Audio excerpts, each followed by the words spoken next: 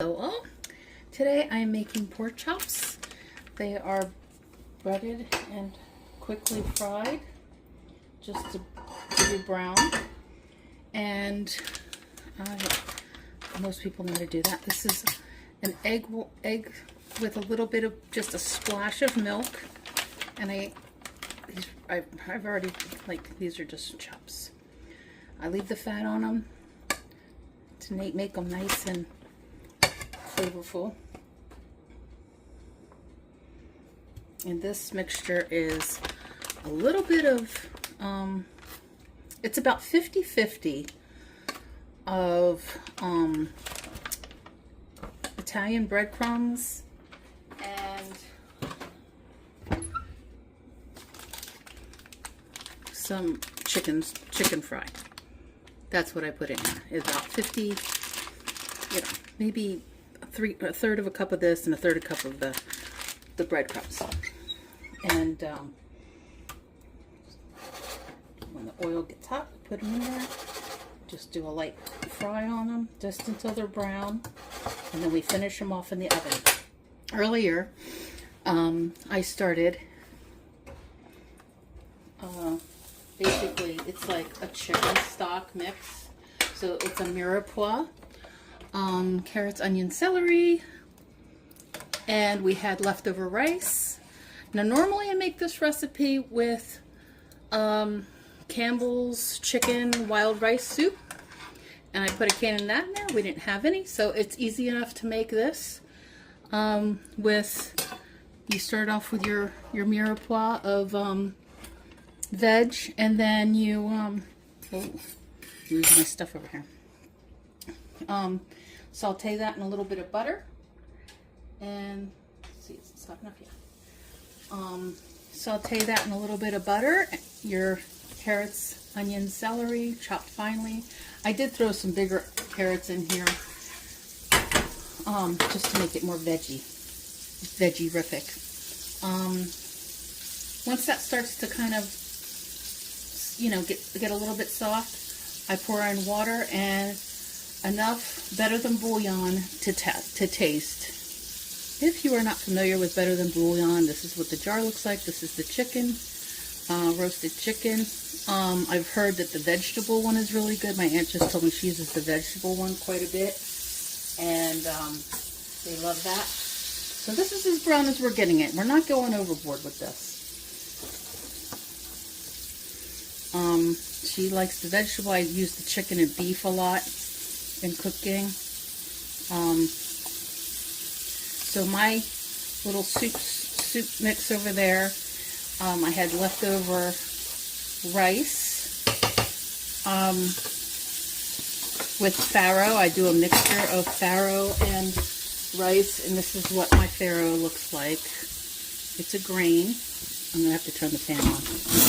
I apologize, otherwise my alarm's gonna go off.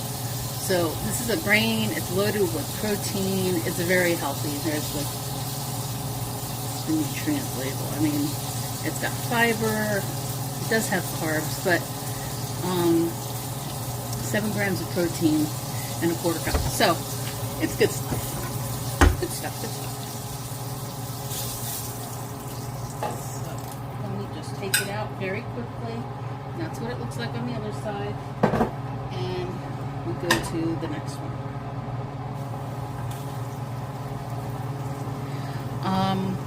So just real quick, fry those up.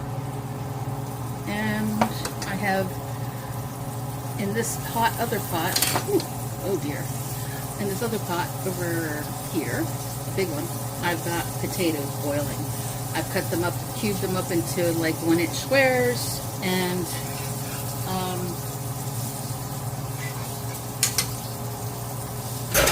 they're going to be mashed potatoes.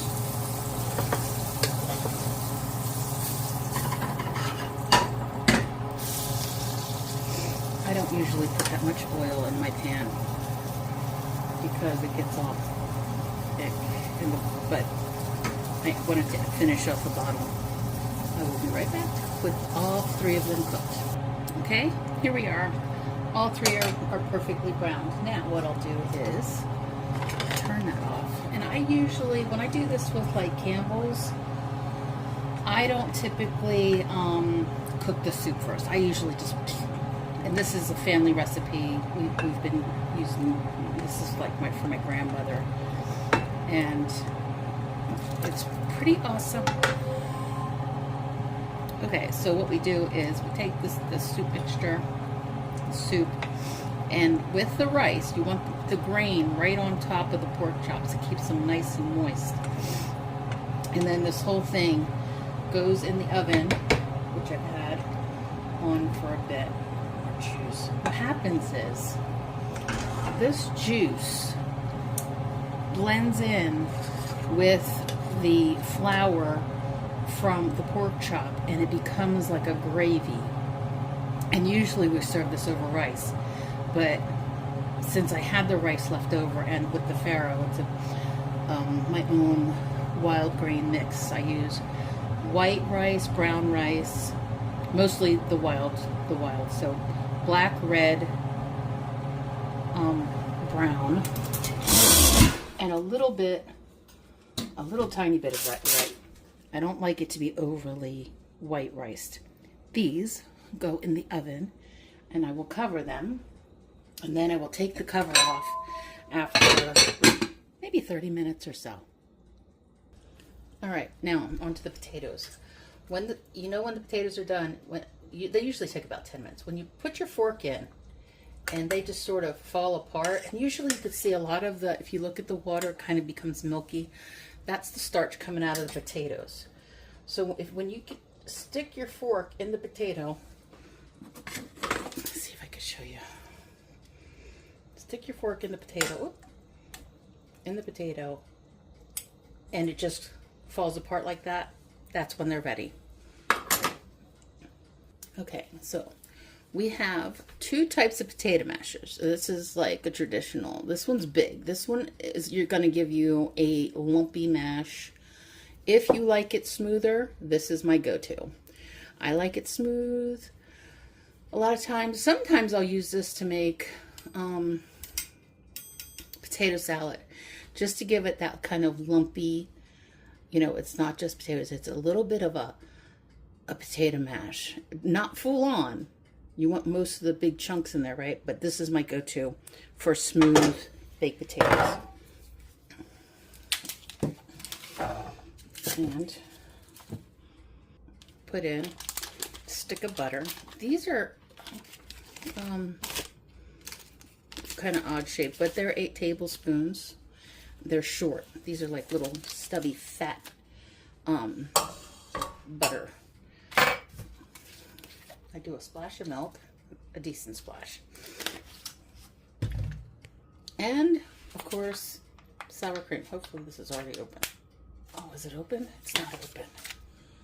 Okay, take 2.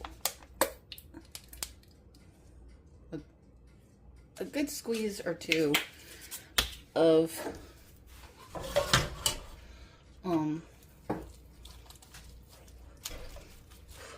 and now I had salt in the water, but I am going to add a little bit of salt and a little bit of pepper. I don't typically add a lot of pepper. I have a little bit of a sensitivity to peppercorns. Ground pepper I seem to be okay with, but so I try not to overdo it. Otherwise, I will not be able to breathe. So it's always good to be aware, right?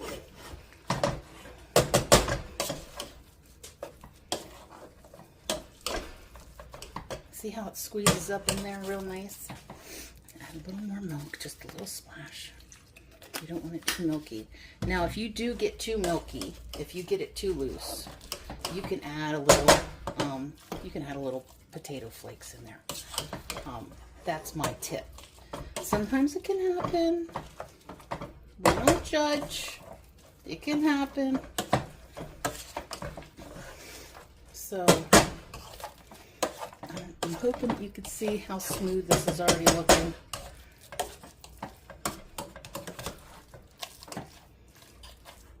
I tell you, there's nothing like homemade mashed potatoes. They are the best and so simple, really. I leave the skins on. If you see that, I do leave the skins on. There's a lot of nutrients in the skins. I clean the potato really well. And yeah, if you do not have one of these, you can clean a bottle. A beer bottle works great. Just make sure it doesn't have that divot in the bottom. Clean it off really, really good. Take all the paper off and mash away. And they make really nice potatoes, nice and smooth. So, you can see what I'm doing. My little stand, my little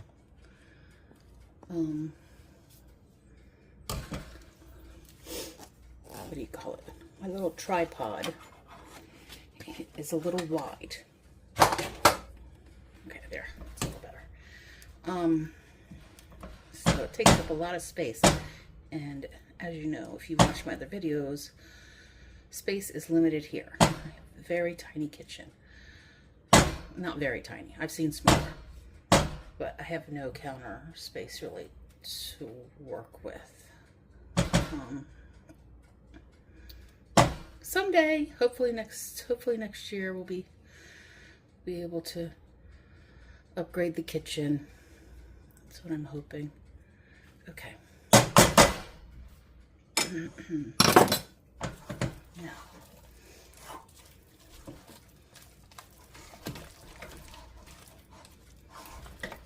because I have the skins in there, I like to kind of distribute them evenly throughout the mash. Okay.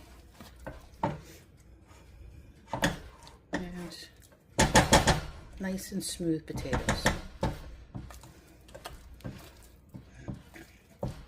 Go slow with your milk, otherwise you'll get a little runny. But if you get a little thin, if you have a problem with that, or if you have a problem, you know, sometimes how they get gluey, sometimes that happens. And I've only had that ever occur when I'm cooking with yellow potatoes. I don't know why. I don't know if I think it has to do with the starch content and how they're cooked. Yeah, so these are great. And so simple. So you figure when I do, this is, I get these are russet potatoes.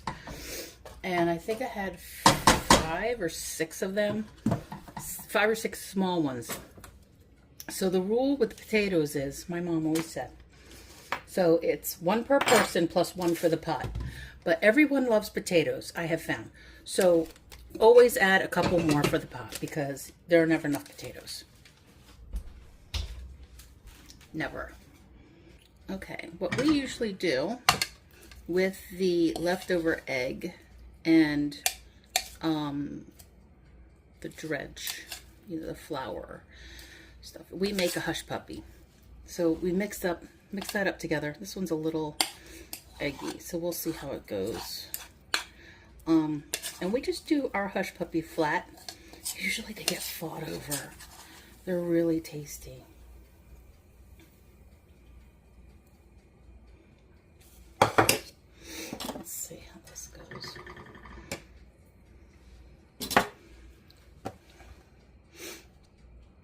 Heating up, heating up.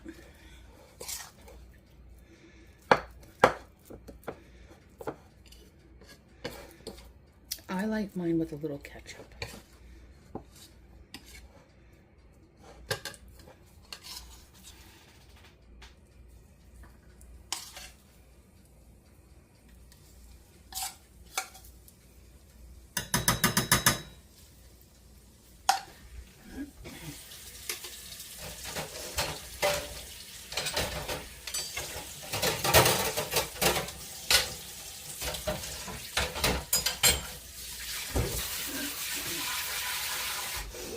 My gram used to make her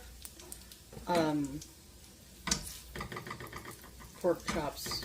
She used to make her own flour mixture with powdered mustard, and flour, salt, pepper, not too much pepper, and they were always excellent, of course. You know, because grandmothers are good cooks. I just got this cute little pan from TJ Maxx. I've been walking around forever and a day with these gift cards in my bag, and I'm like, I never go shopping. There we go. Yeah, I squished it out a little bit. And I was like, where did I go? Over somewhere. Oh, I went over, and on the way, I went over to pick up a box to carry my sewing machine. This is a reminder. Time to make dinner. There's my echo stop, thank you. And on the way back home, the GPS took me past the TJ Maxx. I was like, turning in. So this is it. These are hush puppies. They're usually pretty tasty. One time my sister made a giant one. She wasn't sure how it was going to turn out, but it turned out good. Everybody was fighting over it. Okay, so we'll just turn that off, and we'll cover them up. And we'll let them finish cooking, because it's egg, right? So you got to make sure that it gets done. And we'll be back in a little bit. Okay, so when it gets bubbly, take the lid off or uncover it. I have this at like 375. Ooh, 400 actually. So I just turned it down a smidge. But when it's like that, you know it's time to take the lid off. All right, they're ready. It doesn't take long. Cook pork to, oh, this is hot, 170. And always use a thermometer, always. And find one. We're in the 190 range, so we're good.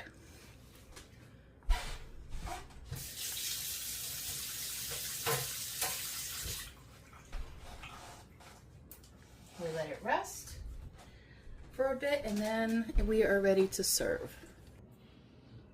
There we are, ready to serve. There it is. I forgot the hush puppy.